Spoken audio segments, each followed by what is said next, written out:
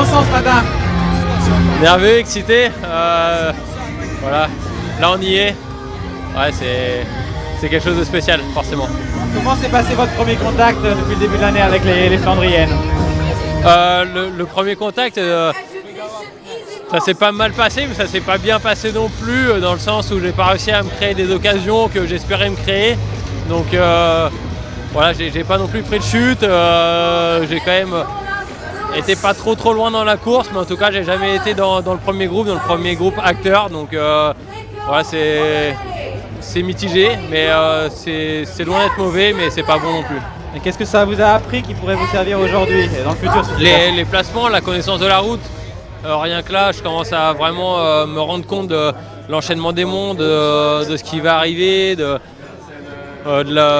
l'approche des virages, des placements. Voilà, je commence à vraiment mieux connaître ces routes et la connaissance du terrain est vraiment importante ici. Donc là, je commence à vraiment m'y faire et c'est agréable quand on est coursier de savoir ce qui nous attend. Et donc, vous connaissez toutes les routes là, tous les virages comme certains? Toutes les routes, je suis pas certain, mais en tout cas, sincèrement, je connais quand même bien les routes maintenant. Et les enchaînements des monts, voilà, je les ai en tête. Donc, ouais, ça va m'aider, c'est certain. Je dis pas que je connais tout par cœur comme les Belges qui habitent ici ou comme ceux qui font les classiques depuis quelques années maintenant. Mais en tout cas, j'ai quand même pris mes marques.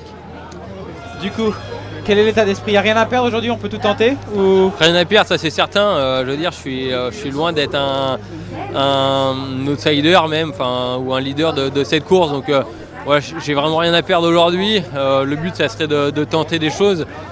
Après, le problème, c'est qu'on sait très bien que c'est difficile d'être en position de tenter. Et voilà, il faut être très bien placé dans certains moments stratégiques et il faut réussir à se créer des occasions qui sont rares. Les anticipations, on voit bien qu'il y en a une ou deux chaque année, mais il y a très peu de coureurs qui arrivent à les prendre. Donc ouais, j'espère me créer ces occasions, mais c'est le terrain qui parle encore. Juste une dernière chose, vous avez fait la reconnaissance. Quel est le monde que vous préférez? Ah, c'est difficile comme question parce qu'il y a le ou2 qui est long et mine de rien qui est vraiment pas facile. Après, je dirais peut-être Tayenberg que j'aime bien en termes de difficulté et de longueur. Et après, ouais, le Koppenberg, c'est quand même un mont qui est vraiment difficile.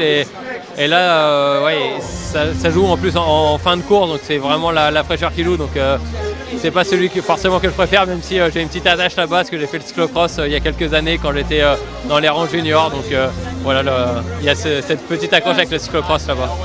Merci beaucoup Benoît, bonne chance, bonne course.